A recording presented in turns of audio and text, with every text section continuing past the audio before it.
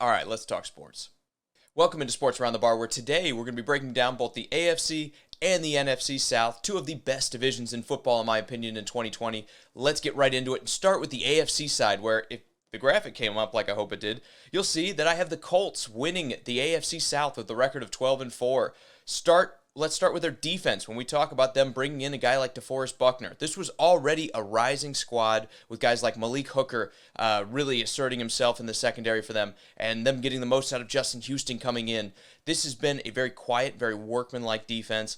Obviously, you can't miss mentioning Darius Leonard for them, but a very workman-like group that may not have a ton of massive names that have been just nationally known for years, but they're still very, very good and work very well as a unit. Take that and now throw DeForest Buckner into the mix there. This should be a much improved unit even over last year. I think he's going to help them out a ton when it comes to run defense, especially up the middle, but everywhere. We've seen DeForest Buckner sort of make an impact in his last years there in San Francisco. I expect him to be the same player out in Indianapolis and just a dominant force for them defensively.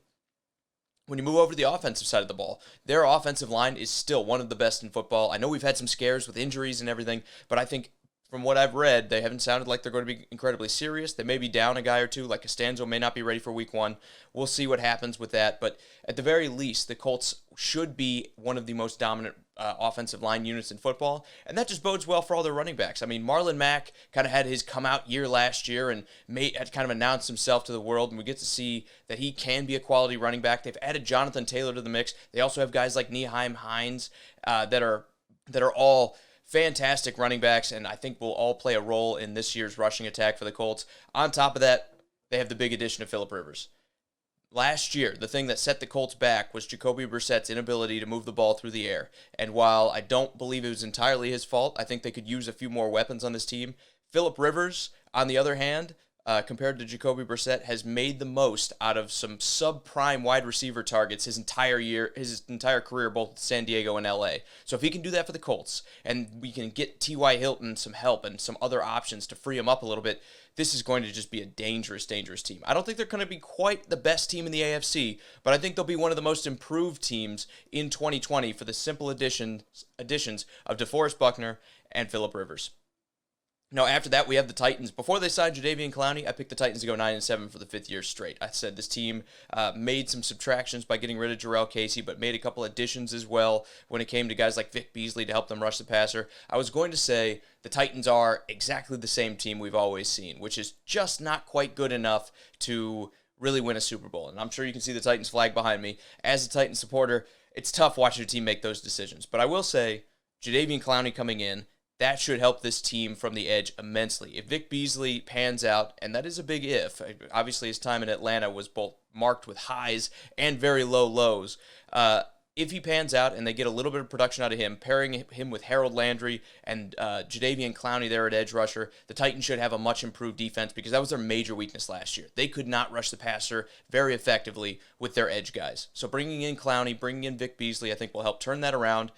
Obviously, Jarrell Casey is gone, but they still have Jeffrey Simmons, who has been a very dominant prospect coming off of an ACL injury. They rushed him back last year. He was still very good, even when he was on the field. So him taking a step forward, him getting time to grow and develop in the NFL, and being healthy, most importantly of all, I think they'll be okay on the interior side. If not, maybe they take a small step back there. I still think this defense will be one of the better ones as long as they stay healthy. Their big issue now is with Logan Ryan departing, the immediate depth at cornerback isn't going to be what it was. They've drafted Christian Fulton out of LSU, and there's a very good chance that he winds up being a good prospect at cornerback, but I don't believe in day one he's going to come in and be as effective as a guy like Logan Ryan could be in the slot. So we'll see what happens with that. If Adoree Jackson and Malcolm Butler can give you 16 games, though, I think the Titans' defense will be a group to be reckoned with. Switching over to the offensive side of the ball, very much of it's going to be exactly the same for the Titans. They focused entirely on bringing guys back as opposed to adding new pieces. The only real departure there is Jack Conklin, leaving at the right tackle spot. They've had Dennis Kelly, who played in that position for a few games and played left tackle for 4 games with Taylor Lewan being suspended last year. They should be somewhere close to where they were on the offensive line, which at times was a little shaky last year, so that's going to be something to pay attention to. But with Derrick Henry back there and with Ryan Tannehill able to deliver the ball quickly and accurately to a plethora of wide receivers who can make an impact, this team should still have a lot of success on the offensive side of the ball. So I have them going 11-5. I'm going to have them lose out to the Colts just because they seem to be snake bitten when it comes to that team. They can never seem to beat the Colts. I think they're going to wind up falling short of them this year again by just one game. After that, we have the Texans, which before they got spanked by the Chiefs on Thursday Night Football, I felt a lot better about this 10-6 record. I thought they'd take a small step back just with guys like DeAndre Hopkins leaving and then just that defense starting to get a little bit older and not really quite as replenished and as stacked with talent as it has been in years past. I think while we're talking about the Texans, they're going to be a good team. Deshaun Watson will still find ways to beat teams, especially the bad ones. He'll find ways to win games in the NFL this year. But kind of like we saw on Thursday night against the Chiefs, I wonder about how they're going to do against top-flight talent in the NFL. We'll get to see more in Week 2 when they play the Ravens, but right now I don't think the Houston Texans are going to be quite as effective as they have been in years past. I think the window's almost closing there in Houston, and I think it's because guys like J.J. Watt are getting older. Their secondary really needs a tune-up. They almost need to push the plunger down and hit the reset button. Instead, they're trading for 28-year-old running backs and David Johnson. So we'll see what happens with them. I think this year they'll still be good. I think this team still has enough talent, especially with Deshaun Watson. Brandon Cooks coming in. They have enough receivers, and they have enough talent on the offensive side of the ball that short of an offensive line just implosion, they're going to be a good group of guys, and they're going to find ways to win games, despite what we saw on Thursday night. I think they'll figure it out. Oh, okay. I got to take another drink of beer here before we move on to this next one. Jacksonville. They've lost guys. A lot of guys. And I do like the C.J. Henderson draft pick, but there's already talk that he wants out of Jacksonville before he's played a down of football for them. So they have a cultural problem. They are having a hard time getting guys like Leonard Fournette. They've turned their back on guys like Calais Campbell and shipped them off for essentially a ham sandwich and a fifth-round pick from the Ravens. I don't know how you bet on this team. Their offensive line hasn't been very good. It's been declining even. They had a bit of a bounce back in 2019, but even guys like Andrew Norwell, who were signed for big money, he's not been the same guy they were expecting to buy or to get when they bought him out of free agency a couple years ago. This offensive line needs help. You talk about their running back situation. They don't really seem to have an established running back. It's going to be, I think, a bit of a committee until they figure out who can actually run the ball with some effectiveness with this team. I like DJ Shark. And I like his kind of chemistry with Gardner Minshew, who seems to have a little bit of magic. So maybe my one win is a little harsh. I mean, who knows? It could beat the Titans twice. But honestly, when I look at this team, it's going to take some Minshew magic for them to win anything. I think defensively on both sides of the ball, they just lack talent. And for whatever reason, they've shipped whatever talent they've had, whether it's attitude, whether it's performance, if you could call that with Leonard Fournette, maybe a mix of both. When you look at this team, they've just ejected so much talent, and they've traded everything away, and they have not replaced it at a high level. I think this is the year they really start to pay for it, and who knows? Maybe you could argue the tank is on, and they're trying to go out and get Trevor Lawrence and replace Gardner Minshew with that. But outside of that, it's going to be a shock for this team to win more than 4 games. I really don't see them winning more than 4 games. I know that's really harsh, and in today's NFL, any given Sunday, teams can win on any given day. If I had to pick a team to win 1 game, it would be Jacksonville. I actually have them as the lowest record in the entire NFL and getting the first overall pick. It's going to take something special out of Gardner Minshew, and if you get that, you don't need to draft a quarterback. You need to put a team around him, but it's going to take something special out of this kid for them to get out of the basement this year. Moving on to the NFC South, where, again, we have a very high-octane race up at the top. I think the Saints and the Buccaneers, as you can see here on this slide, are going to be the class of the division. I see the Saints as still kind of holding out to a team with the Buccaneers that have brought in some talent, guys like Tom Brady, Leonard Fournette, Gronkowski coming in. I think with those 3 or 4 guys coming in, the Saints are going to have an advantage, and I think they're going to have it early when it comes to chemistry, because this team in New Orleans has been together for a long time, and they've added pieces. They've had some guys come and go. I like Emmanuel Sanders coming in, but the core pieces, guys like Alvin Kamara, guys like Michael Thomas, a lot of these guys in this offensive line, Drew Brees, they've all been there, and they've all been together for a long period of time, and in this year, with COVID kind of shortening this offseason for most teams, that is going to be paramount, I think, for early success in this year's NFL. I think the Saints have the advantage, and they play early. I think it's week 1 that they play, so look out for that on Sunday. I think the Saints, just because of that advantage, probably pull out in front of them in the division. Long term, I like the Buccaneers, though. I think this team, again, it just has tons of power on the offensive side of the ball. Their offensive line was pretty good at pass blocking. They have Leonard Fournette now, who's going to be able to do some dirty work and pound the rock when Tom Brady and this offense needs a break and they need to beat up on the defense. They've got Godwin at receiver. They've got Mike Evans at receiver. They still have they brought in Gronkowski. They still have Cameron Brate. They still have O.J. Howard. They have just weapons all day, every day.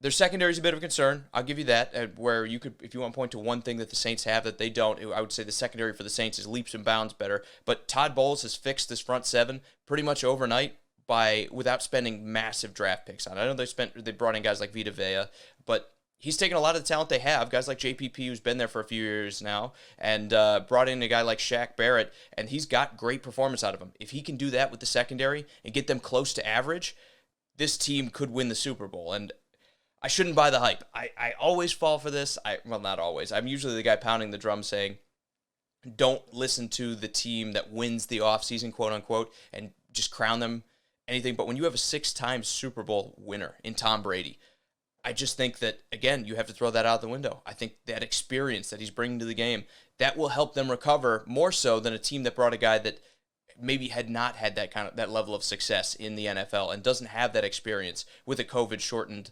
offseason. So the Buccaneers, I have finishing 11-5. I have the Saints just barely edging them out at 12-4. Let's move on and talk about the Falcons, because this team, I think it's fair to say Dan Quinn's on the hot seat. There was a lot of talk that he might have lost his job last year, and they might have been looking for a new coach in this offseason to replace him.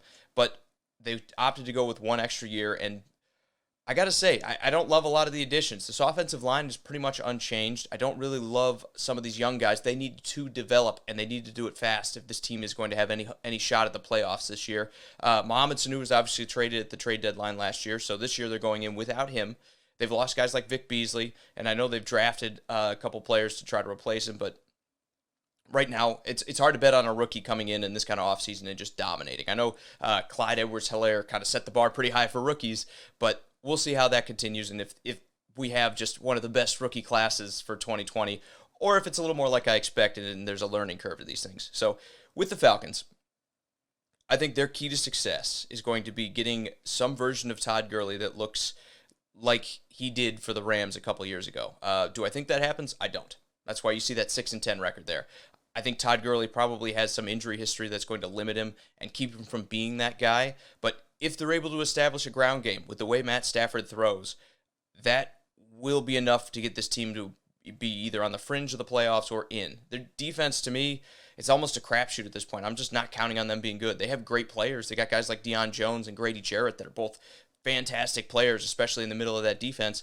But you can't just have a couple good players and surround them with guys that aren't quite good enough and expect your defense to be good. And I think that's where the Falcons are right now. So 6-10, I think, is still, it's a little disappointing. I know I've had a couple Falcons fans ask me, is it time for them to move on from Matt Ryan? I still think the answer to that is obviously no, short of you just collapsing this year, winning 2 games and getting the first or the second pick and getting a shot at Trevor Lawrence or Justin Fields. This team should not be drafting a quarterback. They already have a good passer in Matt Ryan. They should be focusing on fixing this defense and perhaps replacing their coach with somebody who is just a little bit better evaluator of talent, because that was Dan Quinn's thing. A lot of these guys have been quote-unquote Dan Quinn's guys. They've spent picks on defense that just have not panned out. And I know they tried to wholesale kind of draft an offensive line last year. Hasn't quite panned out. So I think eventually we'll probably see the Falcons go about 6-10, and then Dan Quinn will probably be on his way out of Atlanta at the end of the season. Finally, let's talk about the Panthers. This is a team that, again, is totally in rebuild mode. I can't wait to see if Teddy Bridgewater is kind of living up to the hype, because people saw that 6-win streak he had with the New Orleans Saints last year, and they're kind of predicting him to continue that in Carolina and continue with that success. I want to see if he's that guy that we saw in New Orleans, or if he is maybe propped up or has been propped up by what is just one of the most complete teams in football. I think it's the latter. I think they're going to have a little bit of regression from him where he's not quite as good as we saw last year. Christian McCaffrey's still going to beast, right? We can still count on that. Christian McCaffrey's going to chew up opposing defenses, whether it's through the air or on the ground. As long as he stays healthy, I worry about his touch volume, where he's just constantly be given the ball. But they signed Robbie Anderson. That should help free up the defense a little bit. He can run the streak. He can run down the sideline, hopefully push those defenses back, open things up for guys like DJ Moore underneath and Stewart as well. I just don't believe in this defense. They've drafted a lot of young players. I think it's going to take time. I think Matt Rule is going to take time to kind of establish the way he wants this team to be run. So the Panthers, I predict 4 wins this year. I think it's going to be a little tough sledding, especially early on. I think they steal a couple late. But when we're talking about this team in Carolina, a surprise isn't like it's not off the table. I could be wrong in this one. They could win 7 or 8 games and get close to that 500 record because Teddy Bridgewater's playing well. And the offensive line's doing its job and playing close to average. If they can get that, and with the way they CMC plays, and them bringing in Robbie Anderson, they could at least have an offense ready to go. So they're going to be an interesting watch, but I think early on they'll struggle, and then the team probably won't be able to recover after that. That's why I have them finishing 4th in the division. Hey, thanks for watching. If you agree with what you saw, make sure you hit the like button down below in this video. It helps me out immensely when it comes to the YouTube algorithm. If you didn't agree with me, that's okay too. We're here to talk sports and we're here to disagree on things. It's what makes it fun. Throw a comment down below. Let me know what you disagree with. Let me know your thoughts on the matter. And if you haven't yet, make sure you hit the subscribe button right here so we can talk sports every day.